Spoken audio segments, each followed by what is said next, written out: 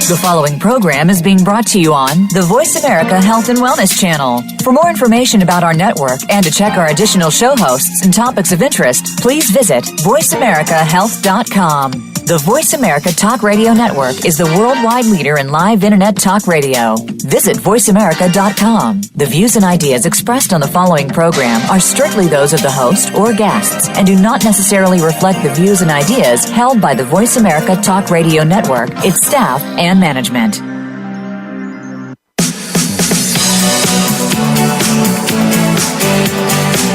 Welcome to Falling Through the Cracks.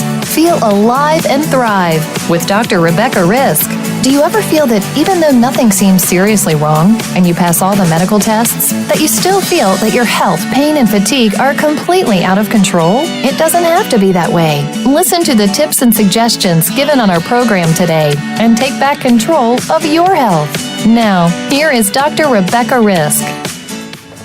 Hi, everybody. Welcome to Falling Through the Cracks. Today, we're welcoming Steven Sloman, who is a professor of cognitive, linguistic, and psychological sciences at Brown University, where he has worked since 1992. We're discussing his recent book, which is written with Philip Fernbach, and it's called The Knowledge Illusion, Why We Never Think Alone. So, Steven, welcome to the show. Oh, great to be here. Thanks for having me. So, what inspired you to write this book? Well, two things. One is that I've been studying cognition for a very long time, and I had some things to say about it, and those things seem to be compatible with something I observed as I watched the Sunday morning talk shows every week, which is that the state of our discourse is incredibly superficial. I just, couldn't believe what I see on TV every Sunday morning, or any news show, in fact, or just thinking about how well I understand issues around me. I've just noticed how superficial my knowledge is, and the knowledge of the people I talk to, and the knowledge of the experts or the so-called experts that I see on TV. And so I had some ideas that put it all together and explained it using the principles of cognitive science, and that's what the book is about. So can you explain what you mean by all of this? A lot of people listening may not be aware what the knowledge illusion actually is. Sure. So the knowledge illusion is the fact that people think they understand how things work better than, in fact, they do.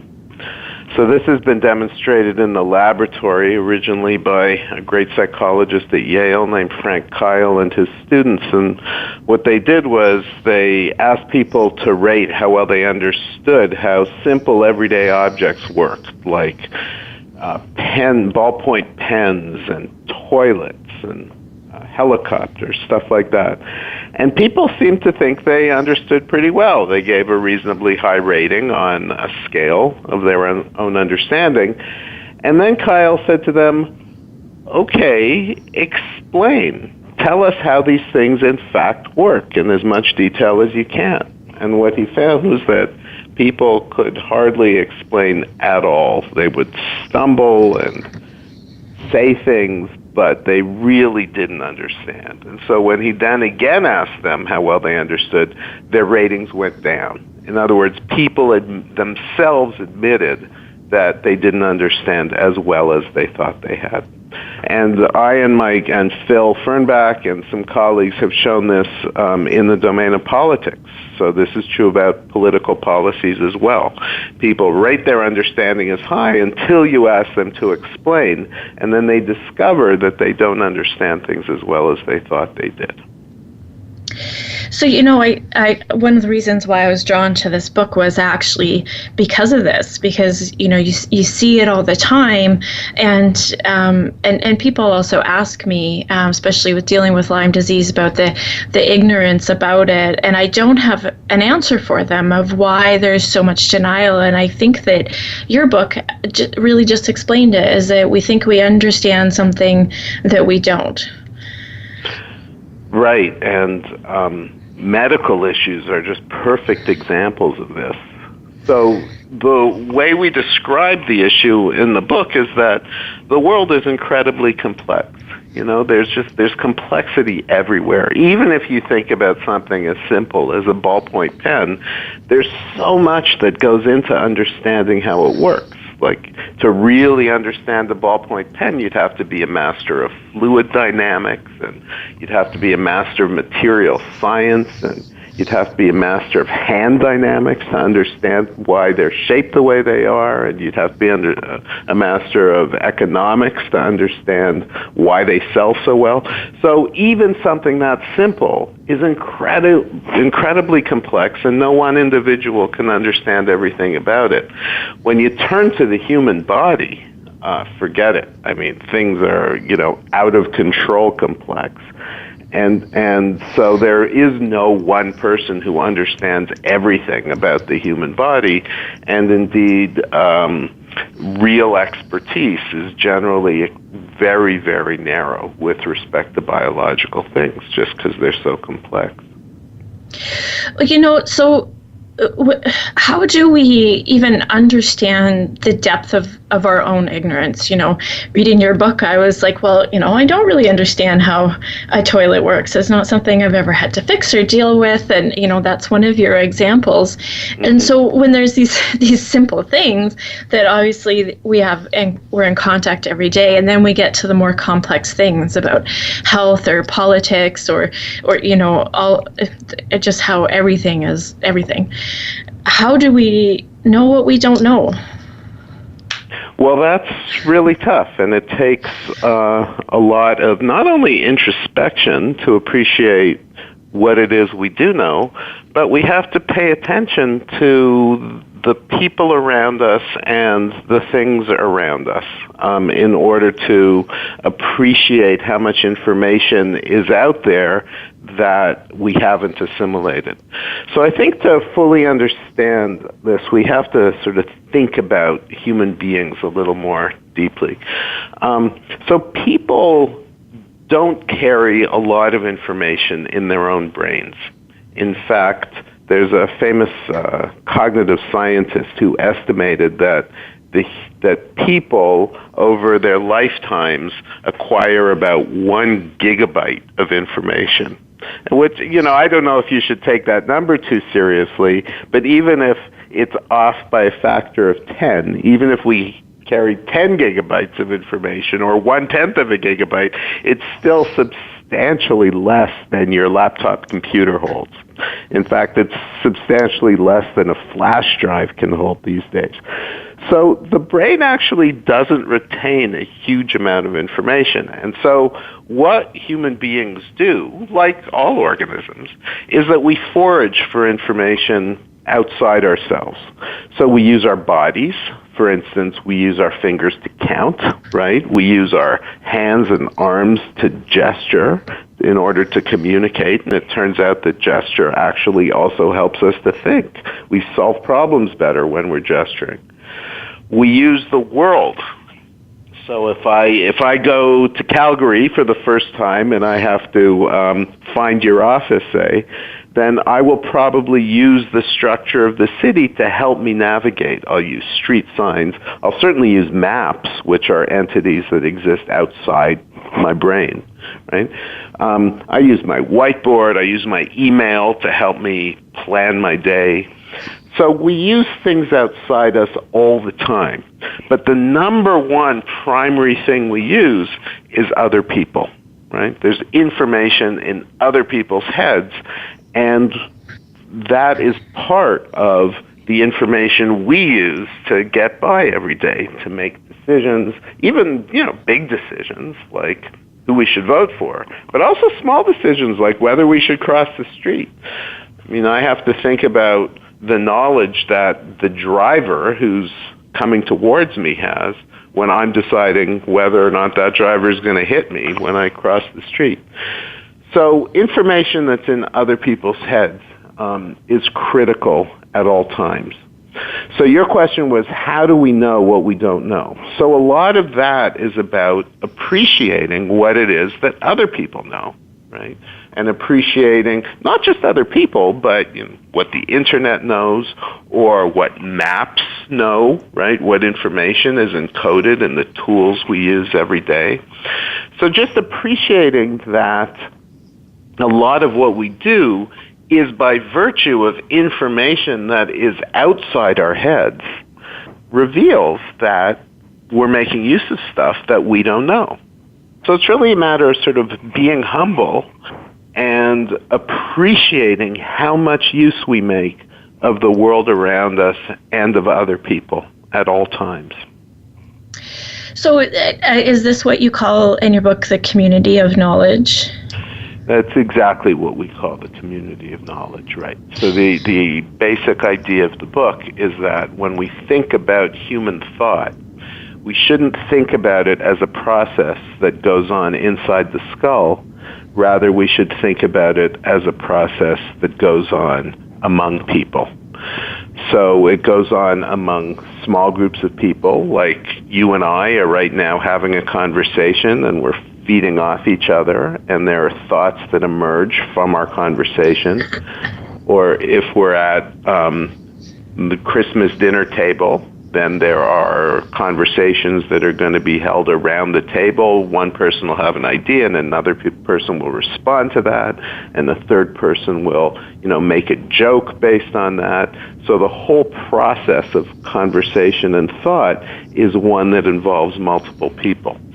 With human beings, in fact, sometimes the groups of people are tremendously large, and sometimes they involve millions and tens of millions of people. So in some sense, there's a community of Democrats in the U.S., and there's a community of Republicans in the U.S., and there's a community of liberals in Canada. And it's not that they all think exactly the same way, but there is a set of principles, there's a style of thought, and these things are interdependent. So when I'm expressing my political view, I'm not just expressing my own personal view, but I'm expressing the view of my community. And I actually think that's why conversation is often so fraught, and why it is that we get so defensive often about our positions, especially these days. It's because when we're arguing, we're not just arguing for ourselves, but we're rather representing our communities. And that's very important to us. That's our social identity. That we're not just arguing for ourselves, we're arguing for other people too. So it becomes an emotional process. So what happens when we think different than our community? We disagree with something that's integral to the community we're part of.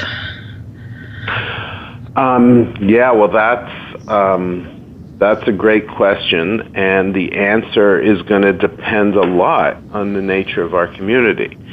So, the simple answer is we can become a pariah, right? We can be sent outside and become alienated from the rest of our community, and that certainly happens all the time in religious communities, and in other kinds of communities as well. If you don't buy into the basic principles, then you're just not going to be accepted as a member.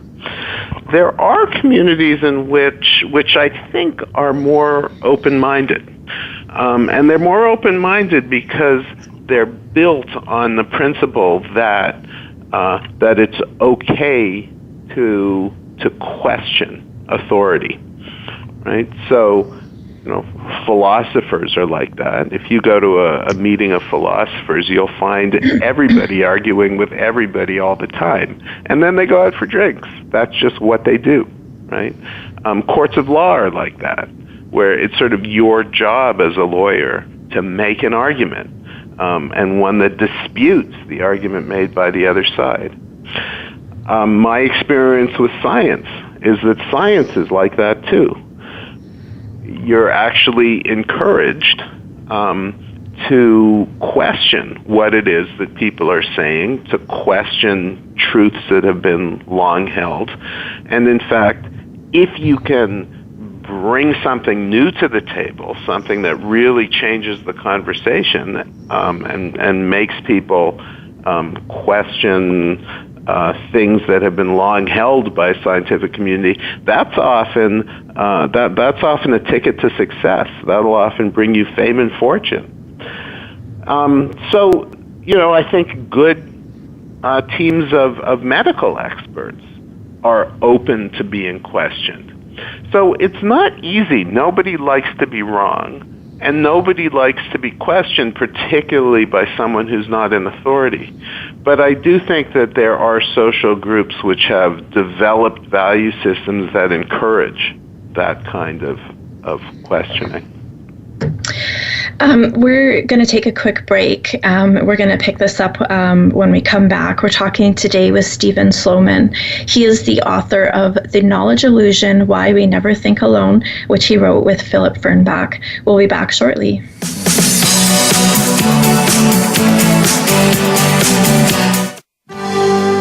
Your life, your health, your network. You're listening to Voice America Health and Wellness. The largest syndicated alternative health talk program has come to the Voice America Network. The Dr. Bob Martin Show is the program that will answer your health questions and help you to heal your own body of many different ailments. Each week, you'll hear the answers that Dr. Bob gives to his callers that help them to be their own doctor most of the time. We'll also discuss developments on the healthcare front and what you need to do to keep your body in top form.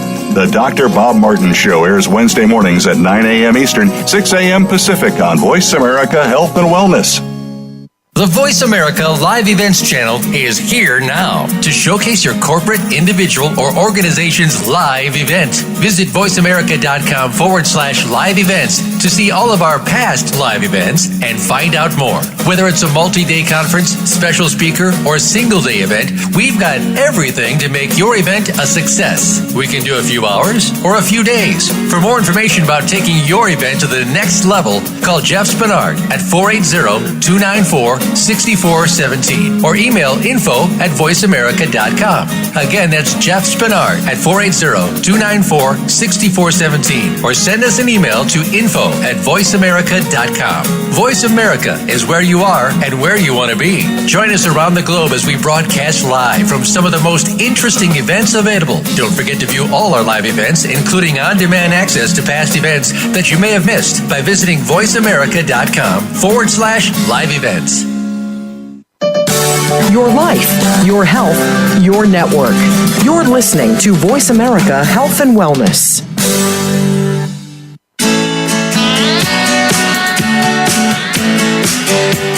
You are listening to Falling Through the Cracks with your host, Dr. Rebecca Risk. To reach the program today, please call in to 1-866-472-5792. Again, that's 1-866-472-5792. You may also send an email directly to Dr. Risk. The email address is anantacalgary@gmail.com. Now, back to Falling Through the Cracks. Feel alive and thrive. Hi, everybody. Welcome back. Today we're talking with Steven Sloman. He is the co-author of the book, The Knowledge Illusion, Why We Never Think Alone. So, Steven, before the break, we were talking about community knowledge and then also questioning that. And you said that part of science is questioning the truths in science. One of the things that drew me to your book was actually something that I deal with every day, treating chronic Lyme disease, which is completely denied where I live across Canada and pretty much a lot of the world, where even though we have proof that this exists and people are suffering, there is a great amount of denial in the medical community that this is there. And I was really happy to actually have it explained to me in your book, even though you didn't talk about Lyme disease and that wasn't your topic, but why it's still denied by the entire community when it's such a debilitating illness and so important that we actually change that thought process. Yeah. Well, yeah, I'm actually shocked to hear that that the medical community denies Lyme disease. I actually live within half an hour of Lyme, Connecticut, where Lyme disease was first discovered. And as far as I know, people around here are very aware of it, and I think doctors treat it all the time. So I don't know what's going on in Calgary, and I have no idea about the science. But what's clear is that on just about any issue, people develop ideologies, meaning they develop ideas in association with other people, and people reinforce other people's beliefs. So let me tell you about a brief study. Let me briefly tell you about a study I did with a student at Brown, a guy named Nat Rabb. We told people that scientists have discovered these scientific phenomena. We had actually made up the phenomena. They don't actually exist. But we told people that scientists have discovered a system of helium rain, as an example. And we also, to one group, said, scientists have discovered this system. They haven't yet explained how it works. They just know that it exists. So they don't understand how it works. How well do you understand how it works? And not surprisingly, people said, I don't understand how it works at all. Even the scientists don't understand, and you just told me about it. Another group of people, we said, scientists have discovered the system of helium rain.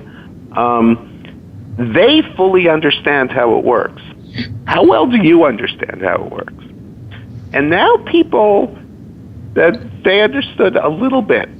It's not like they fully understood, but there was a little bump in their sense of understanding by virtue of the fact that the scientists understood, right? They couldn't possibly have understood a thing. We hadn't told them anything about how this system of helium rain works. And yet, merely the fact that scientists understood made them feel like they understand. So this happens in communities all the time, right? That the way it works productively is when there's an expert who really knows the answer, and that expert says they understand, and then they pass that sense of understanding to everyone else, as if understanding itself is contagious, like a disease, right? And if there's true understanding behind it, then that's fine, and that works very well. But when there isn't true understanding behind it, so if, for instance, I think I understand because you tell me you understand, but you think you understand because I think I understand, right? Then we essentially have a house of cards where everybody thinks they understand just because everyone else thinks they understand, and nobody really understands. And unfortunately, we see that all the time. There are lots of issues in which, in fact, there is some real understanding, and I think Lyme disease is one of them, although I know enough to know it's incredibly complicated. But there is real understanding, but another group, there's a sort of reaction to that in which people build this deep sense of understanding by virtue of the fact that everybody around them thinks they understand, even though there's no basis to it. So, I'm somewhat conflicted. Obviously, with the community knowledge, I see how important that is, just like a beehive, where this is how we function as a community and societies. And, we have people that are specialties at what they do, doctors, plumbers, ambulance driver, all that, EMTs. They are all specialists in what they do, and that helps us as a community to be really good at what we are. But then if we don't question that, we don't have the change that we need to work around certain things.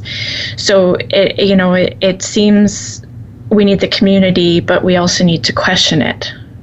Is that? Yeah, that's a really good point. I couldn't agree more. There is a real tension there. So just to sort of restate what you just said, there's a division of cognitive labor. There has to be a division of cognitive labor because nobody can be good at everything.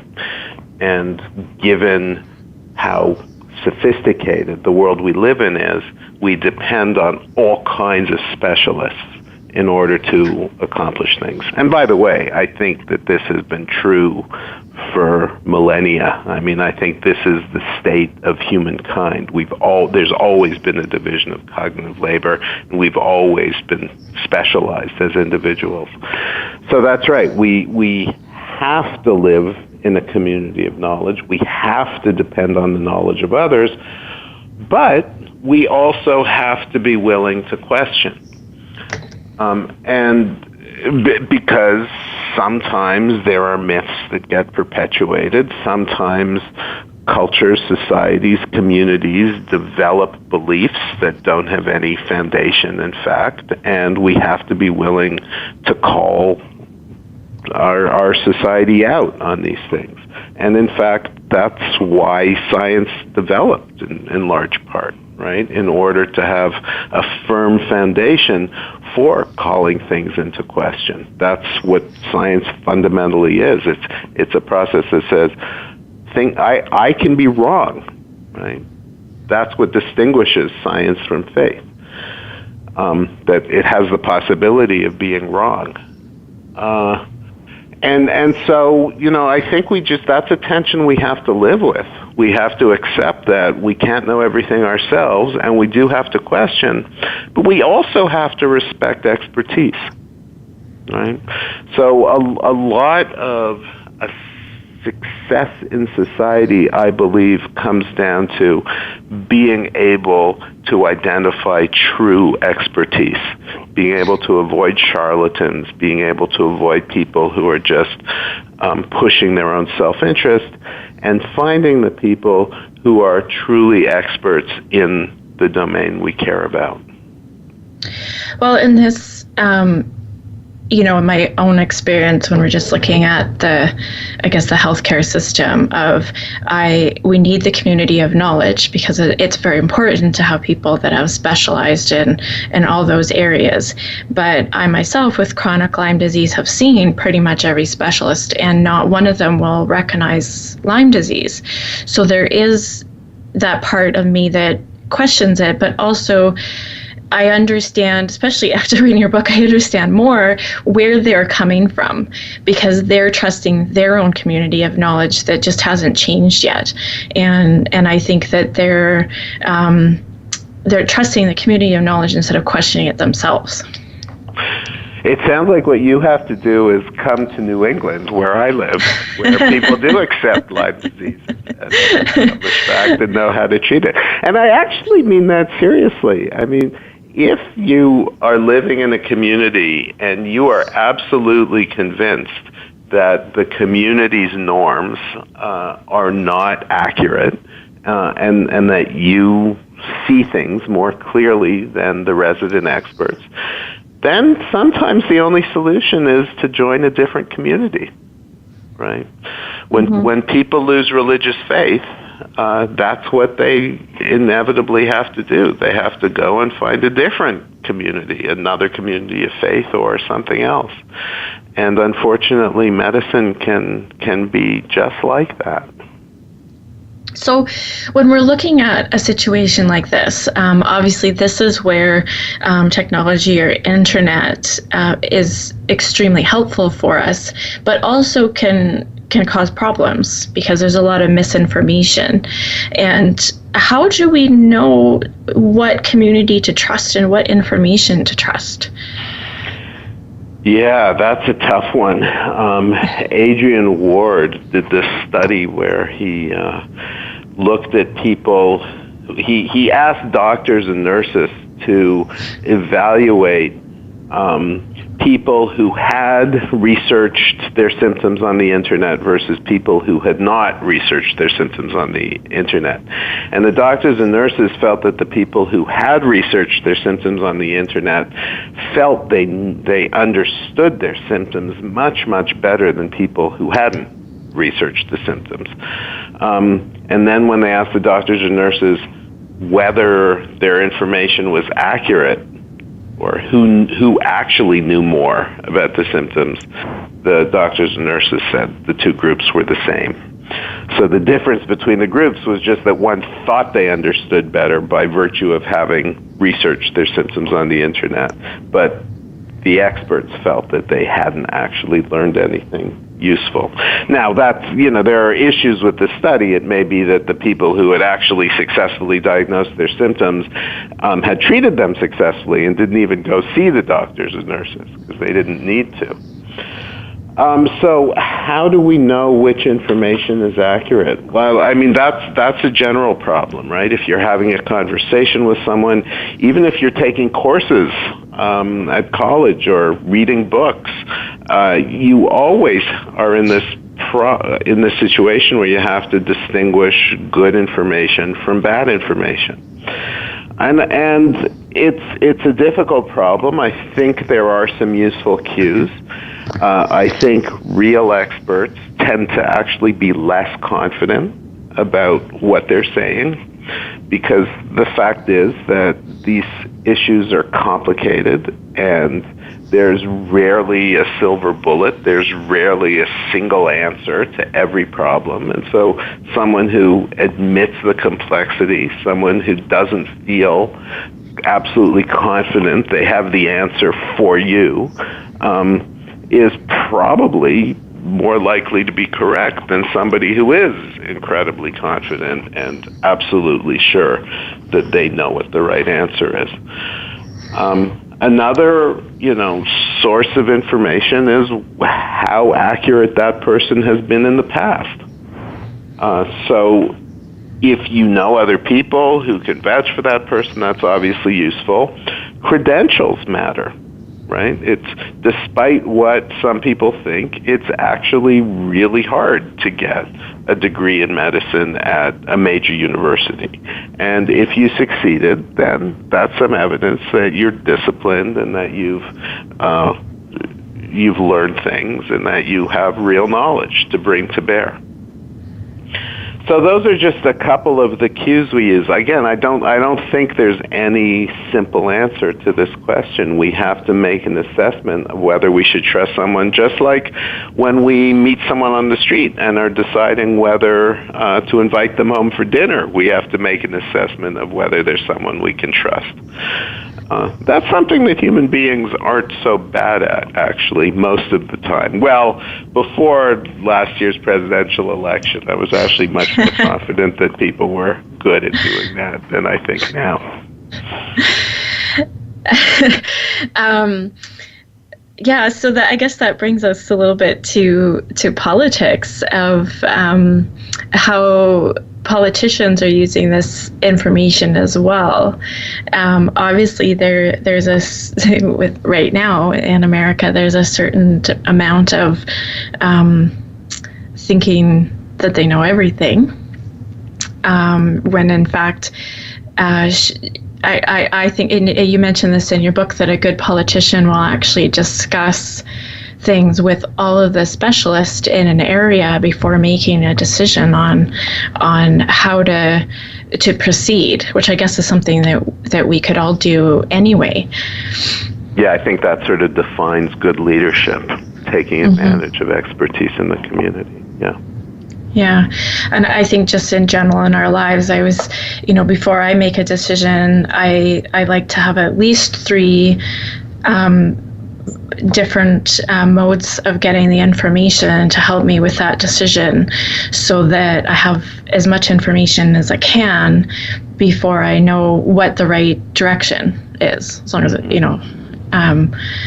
does that make sense? Yeah, so a big part of the problem today is that the evidence on which we're making our big social and political decisions is suspect, right? That is, there's a lot of fake news around, and there's a lot of people saying things that may not be true. People on both sides of the aisle. Information is a scary thing, and while it's always been true that politicians, and not just politicians, but everybody, is selective about which information they share, things have really come to a head, in large part, I think, because of the internet and social media. It's just so much easier to send a false message around to lots and lots of people, and it's so much easier to develop electronic systems to make sure that messages get passed around to as many people as possible, whether they're true or false.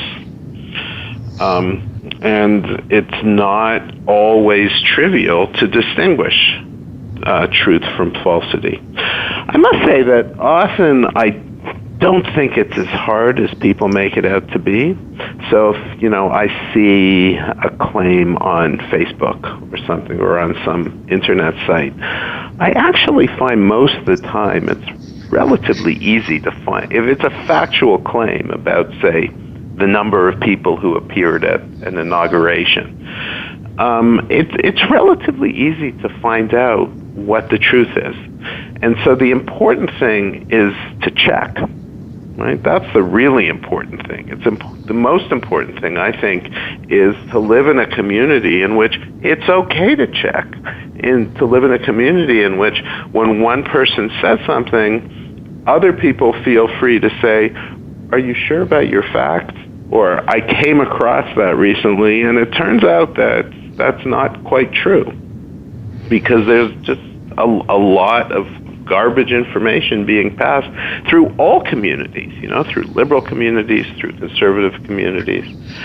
But the truth is there is also a lot of sophisticated fake news that's being passed. There are people who know how to make falsity look like truth. And that's what's, that is scary.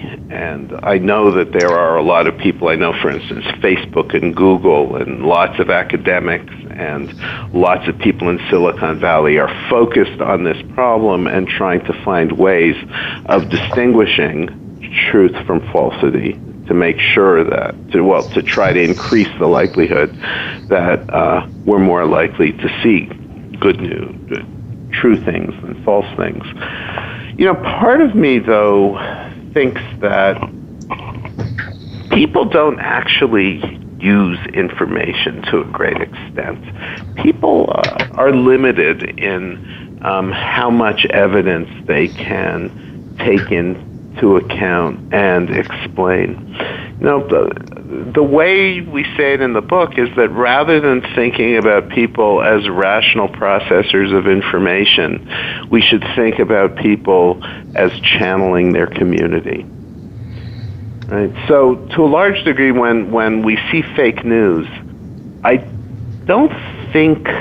think it might be doing less damage than we think, because even though it will be passed around and even though it will reinforce false beliefs, people are going to have those false beliefs anyway. We tend to believe and espouse ideas that the people around us believe and espouse, rather than coming to conclusions ourselves for the most part. And so there's a sense in which I think that the false information that's running around social media is just a form of flag waving. And people are going to wave flags regardless, whether we distinguish true information from false information. We're going to take a quick break. We're talking today with Steven Sloman. He is the author of The Knowledge Illusion, Why We Never Think Alone. Sorry, the co-author. We'll be back shortly. We're going to take a quick break.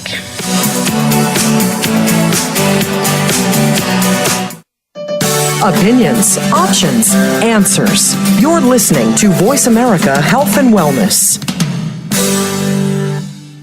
Take us on the go. It's even easier now. The Voice America Talk Radio Network has launched our mobile app for iPhone, Android, or BlackBerry. Visit the Apple iTunes App Store, BlackBerry App World, or Android Market to download the app powered by Aircast. It's free and no registration is necessary. In minutes, you could be enjoying your favorite Voice America Talk Radio host, no matter where you are, in the car, out and about, while traveling, or anytime you can't be close to your computer. Catch up on the archives you've missed or discover new shows on the spot.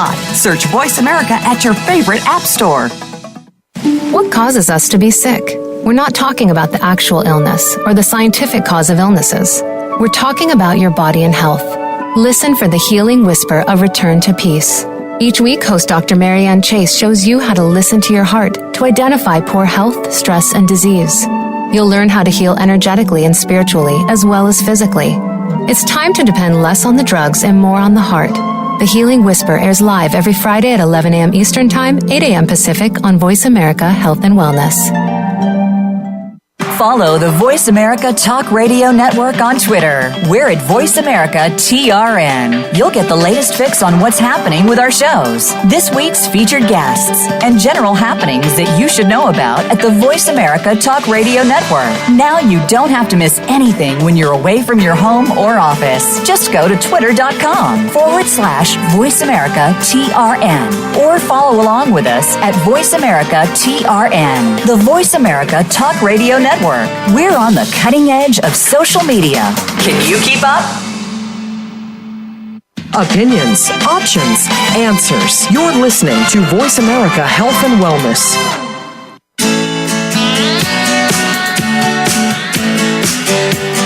You are listening to Falling Through the Cracks with your host, Dr. Rebecca Risk. To reach the program today, please call in to 1-866-472-5792. Again, that's 1-866-472-5792. You may also send an email directly to Dr. Risk. The email address is anantacalgary@gmail.com. Now, back to Falling Through the Cracks. Feel alive and thrive. Hi, everybody. Welcome back. We're talking today with Steven Sloman. He is the co-author of The Knowledge Illusion, Why We Never Think Alone. So, Steven, can you explain the difference between intuition and deliberation? Sure. Yeah, that's a great question. I think I've given the impression that I don't think anything is going on in the skull at all, and the fact is the brain is a very, very impressive device, and I do appreciate that. So when we think about human thought, I think we have to think about it in terms of two separate systems that are operative. What we've been talking about so far, I call deliberation. And deliberation is what we usually think of when we're thinking about thinking, right? It's how we process information in a way that we're conscious of. So when we deliberate about something, we might, weigh evidence one way or another, or weigh the pros and cons when we're making a decision. If we're adding up numbers, we're conscious of those numbers we're adding up, and we're conscious of how we're going about adding them up. So that's a form of deliberation. I really like the word deliberation because it has a second meaning as well, which is a sort of conversation, right? Juries deliberate. Groups of people deliberate over issues. And I actually think that's the fundamental nature of deliberation. That's the form of thought that I would say is communal. It's this stuff that we're actively thinking about, as opposed to intuition, right? So the brain is a really sophisticated machine for delivering intuitions. Where by an intuition, I mean a response to something where we're not aware of how we came to that response, right? So if we just, take a look to our right, we're going to see something. And whatever we see, we'll know immediately what it is. So, I see a picture on the wall, and it's a picture of a person. And I know that immediately. I don't understand the cognitive processes that went on, or at least I'm not aware of the cognitive processes that went on in my brain that allowed me to identify this as a picture of a human being. I just have this specialized machinery that delivers a response. And if I ask you what's 7 plus 5, I bet you have that specialized machinery that delivers the response of 12. You don't know where it came from. It came from memory, right? But memory is very sophisticated, and it allows us to see all kinds of patterns. So expert chess players, for instance, see all kinds of patterns on the chessboard by virtue of the fact that they have really sophisticated intuitions about chess. And radiologists have really sophisticated intuitions about X-rays. They see things in X-rays that I just can't see. And, football commentators have incredible intuitions about football. They see patterns on the field that I just can't see. So there are these different processes. And the way, one interesting question is how they relate to one another. How does intuition relate to deliberation? And one form of interaction between them, and I think the most common form, is that we're deliberating about things, and those things we're thinking about spark intuitions. So if we're around the dinner table, one person says something, and that causes somebody else to remember a joke, say. So their intuitive system is delivering that joke, which then gets shared around the table, which causes other people's intuitive systems to respond. So deliberation is, in a sense, making use of the intuitive systems of everybody around. And sometimes our intuitions are really good, if they're well-honed, if we're well-honed experts, for instance. And sometimes they're not so good. We sometimes are biased in the way that we perceive things. And so sometimes deliberation serves as a corrective on intuition. But not always. If everybody has the same biased perception, like if everybody sees a group of people as possessing a property that perhaps they don't possess, people's intuitive systems can reinforce one another through deliberation so that the group can come to a very biased view of, say, another group because they're deliberating in such a way that they're sharing these biased perceptions. So I think that got complicated. The mind is complicated. It's absolutely complicated. I definitely am going to have a job for a while. Yeah, I think the point is how complicated we are. I mean, we're making it sound simple that we have this community of knowledge and we don't really know what we don't know, but at the same time, there's stuff that we do know. Is that right? There's certainly stuff that we do know. I mean, the whole idea of a community of knowledge is that we each make our own narrow contribution. So we have to know enough to make that narrow contribution, right? And then there are other questions about how it is that humans are capable of living within a community of knowledge. Because we're the only organisms that can do it. In fact, I think we're the only cognitive systems that can do it. I don't think that we make use of machines. We make use of the Internet, for instance. But the Internet isn't part of our community in the same way that our friends and our mothers are parts of our community, because the Internet doesn't share our goals. The Internet doesn't share our intentions. So there's a whole set of really big and difficult questions about what it is that's in the head that allows us to share things with one another, to share goals and intentions. There's a psychologist at Columbia named Tori Higgins who says we share reality with one another. That's what makes humans distinct. And how we do that remains an open question. Yeah, definitely. That definitely gets you thinking. One thing you talk about in your book is how we think, or you call it causal reasoning. What is that? So the mind, you can ask the question, what are the principles by which intuition works? And what are the principles by which we deliberate, right? Like, is there a logic? Is there a language that we use in order to perceive things, in order to make inferences? Every computer has a language, And so you might imagine that the human mind also has a language.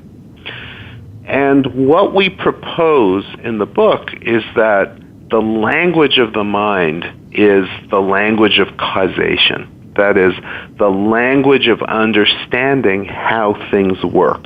The language that tells us what makes the world go around. Another way to say it is, it's the language of cause and effect. Right? People can do things like predict the future to some degree, right? Like I expect the sun to rise tomorrow. And we have these causal understandings. Scientists have given us a causal understanding of why the sun will rise tomorrow. So in order to understand what scientists have told us, we have to have a system capable of causal reasoning. Or if your father-in-law has said something rude and you want to blame him, then you have to engage in some causal reasoning to understand why it is what he said was rude. What was the effect of what he said such that somebody else was offended? So whether we're talking about human behavior, or we're talking about physical mechanisms, or talking about medicine, I mean, understanding how the body works is a causal question. It's a very complicated causal system. So the claim we make is that the language by which the mind operates is the language of causation. Right? It's not the language of arithmetic, and it's not the language of logic, which a number of philosophers and psychologists have suggested. And these days there are actually a lot of people who think that it's the language of probability that we should use to describe the mind. And we're saying that's not right either, that instead of all these other options, what we should be thinking about is the language of causality. We're going to have to close the show, leaving everybody with all of that to think about. Is there any way that someone can get a hold of you or your book if they have more questions about this? Sure. So the book is available, hopefully at your favorite bookstore, but it's also available on Amazon. It's available on Amazon.com, and it's also available at Amazon.ca. I know that because it was sold out for a short time, but I don't think that's any longer a problem. And if they want to ask me questions, they can always email me. I hesitate to give my email address out on the air, but I'm actually quite findable on the internet. And I'm certainly open to contact. You have my email address, and presumably they can contact you. They can contact me, yeah. Okay, and you can forward me any questions, and I'm certainly happy to entertain any ideas and questions and conversation about what we've talked about. Well, thank you so much for joining me today. I actually enjoyed the show and your book. I think it helps to understand a lot of things more, why we do what we do. So thank you so much. Thanks so much for having me. I really enjoyed it. I appreciate your time. Today we were talking with Steven Sloman, and the book that he wrote with Philip Fernbach is The Knowledge Illusion, Why We Never Think Alone. Thanks so much for listening, and be sure to make today a great day.